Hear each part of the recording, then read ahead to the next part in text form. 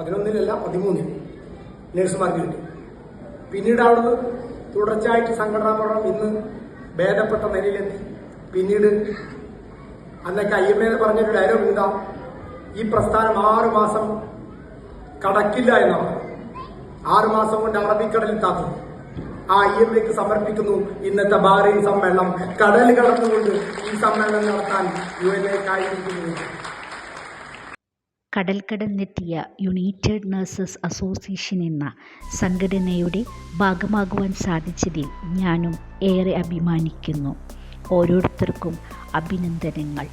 വിവിധങ്ങളായ രാജ്യങ്ങളിൽ United nurses association എന്ന സംഘടനയെ നയിക്കുന്ന ധീരരായ ഓരോ നേതാക്കൾക്കും എൻ്റെ അഭിനന്ദനങ്ങൾ.